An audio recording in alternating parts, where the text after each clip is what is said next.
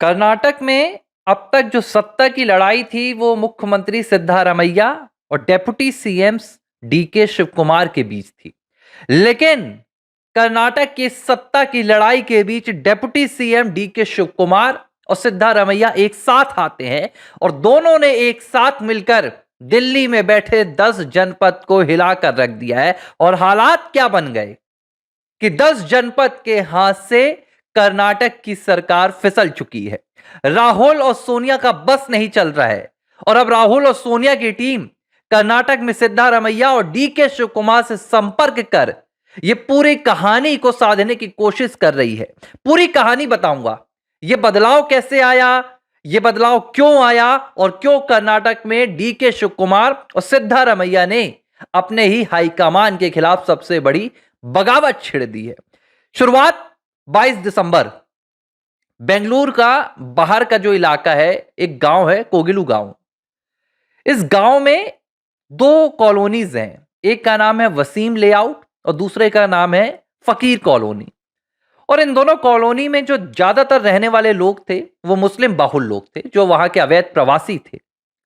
ये अवैध तरीके से इस पूरी जगह पर अपना घर बनाकर रह रहे थे, झुग्गियां बनाकर रह रहे थे। करीब 10 से 15 सालों से इन्होंने यहां पर कब्जा कर रखा था। इन्हें कर्नाटक सरकार ने एक दफा नहीं बल्कि कई दफा नोटिस भी दिए। इनसे कहा गया कि आप अपना कब्जा छोड़ दो, नहीं तो हम बुलडोजर कार्रवाई करने के लिए विवश हो जाएंगे। लेकिन इसे लग रहा था कि भाई कर्नाटक में तो कांग्रेस की सरकार है, कांग्रेस की सरकार भले क्या मुस्लिमों के घर में बुलडोजर चलाएगी, कांग्रेस की सरकार तो भाई लैंड माफियाओं को बचाने वाली है, कांग्रेस की सरकार तो घुसपैठियों को बचाने वाली है, तो हमारे ऊपर भी कुछ नहीं होगा। लेकिन 22 दिसंबर की सुबह सुबह कर्नाटक सरकार के बेंगलोर के प्रशासन का बुलडोजर वसीम लेआउट और फकीर कॉलोनी में पहुंचता है और 400 घरों को बुलडोजर जमींदोज कर देता है। और उस सुबह कर्नाटक के बेंगलुरु में 400 मुस्लिम बेघर हो जाते हैं। इसके बाद एक हफ्ते बाद अचानक दिल्ली से जब सीडब्ल्यूसी की बैठक होती है, इस बैठक में एक रिपोर्ट निकल कर आई जिसमें कहा गया कि राहुल और सोनिया ने कहा कि अब मामला हाथ से निकल चुका है, अब हमें इस मुद्दे को सार्वजनिक तौर पर उठाना होगा, क्योंकि कई दिनों से बैकडोर पर यह पूरी कहानी चल रही थी जिसमें सिद्धारमैया और डीके शिव कुमार हाईकमान को चुनौती दे रहे थे। और यह चुनौती की जो पूरी कहानी है यह उस दिन तैयार की गई जब डीके शिव कुमार और सिद्धारमैया को पता चला कि हमारे साथ कांग्रेस हाईकमान बहुत बड़ा खेला कर रहा है। और यह खेला क्या था यह आपको बताऊंगा, पहले बताता हूं कि अभी ग्राउंड में क्या हुआ।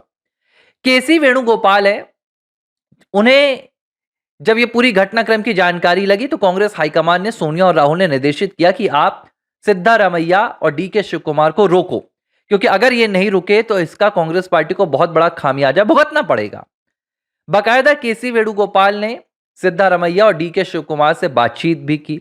उन्होंने कहा कि आप ये जो कार्रवाई कर रहे हैं ये हमारी पार्टी के लिए नुकसानदायक है, इससे कांग्रेस सरकार को भी नुकसान होगा, दिल्ली से लेकर हमारे तमाम राज्यों में। लेकिन डीके शिव कुमार और सिद्धारमैया ने साफ तौर पर इंकार कर दिया। उन्होंने कहा कि यह कर्नाटक के लिए फिलहाल जरूरी है, जो कब्जा हुआ है वो हमारी कर्नाटक की जमीन पर हुआ है और हम सरकारी जमीन को कब्जे से मुक्त कराना चाहते हैं। यानी कि एक लिहाज से डीके शिव कुमार और सिद्धारमैया ने हाईकमान के फैसले पर लात मार दी। मजबूरी में अब बीते दिन केसी वेणुगोपाल को सार्वजनिक तौर पर तुष्टीकरण की राजनीति के तले दबकर मजबूर होकर, ताकि उनके वोट बैंक को पता चले कि ये कर रहा है कुछ, हाईकमान कोई एक्शन ले रहा है, केसी वेणुगोपाल एक ट्वीट करते हैं।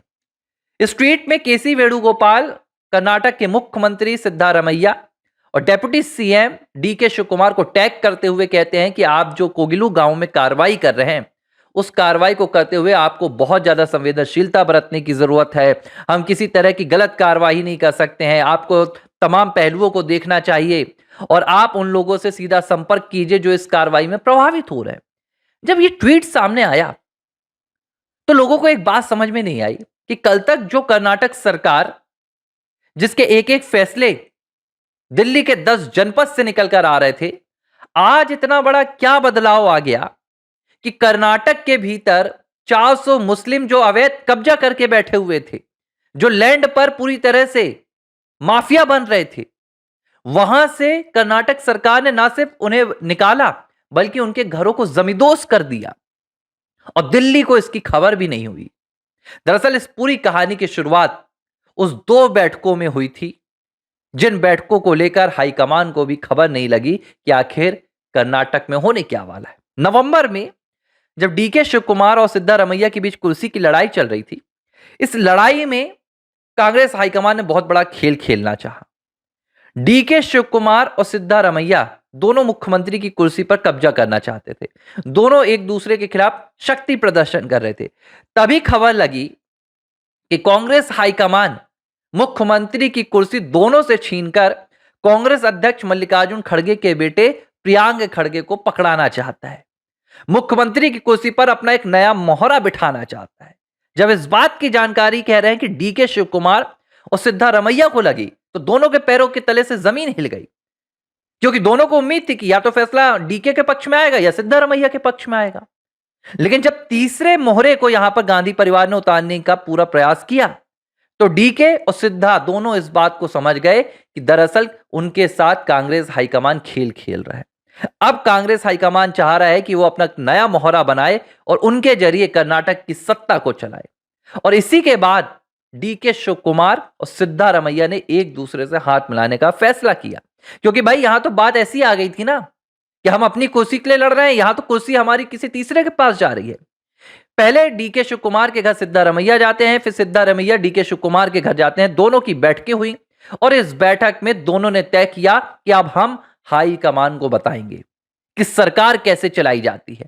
अब हम हाई कमान को दिखाएंगे कि सत्ता क्या होती है। और इसके बाद ही दोनों ने तय किया कि अब जो कर्नाटक की जनता चाहेगी, हम उनके अनुरूप काम करने की कोशिश करेंगे, ताकि हम जब वक्त आए तो हाईकमान को अपनी ताकत दिखा सके। और इसकी शुरुआत, इसकी जो पूरी कहानी है, वो कोगिलू गांव से दिखाई गई कि अब हम आपके इशारे पर नहीं चलेंगे, क्योंकि बेंगलुरु में अतिक्रमण की सबसे ज्यादा वहां पर समस्या है, इंफ्रास्ट्रक्चर को लेकर समस्या है। पूरी कर्नाटक सरकार बार बार इससे जूझ रही है और ऐसे में यह बहुत जरूरी था कि इस अतिक्रमण को अलग किया जाए। लेकिन कांग्रेस की तुष्टीकरण की राजनीति इसके आड़े आ रही थी।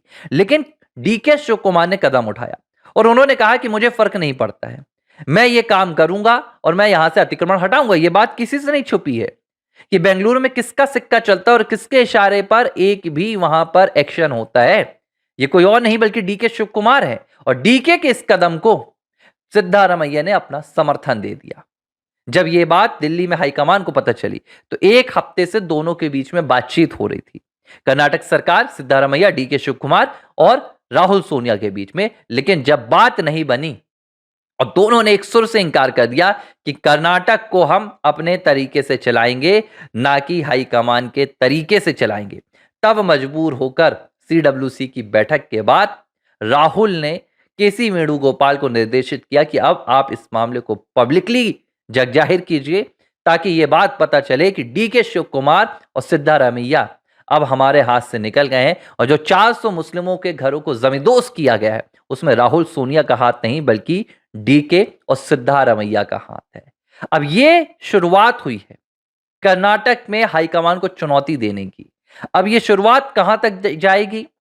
क्या सिद्धारमैया, डीके शिव कुमार केसी वेणुगोपाल के इस ट्वीट के बाद बैकफुट पर आ जाएंगे, मान मनव्वल होगा, या हाईकमान के खिलाफ सीधा प्रहार होगा? यह तस्वीर आपको अगले 7 से 10 दिनों में नजर आ जाएगी। एबीसी हिंदी न्यूज, आज ही जुड़िए हर खबर के साथ।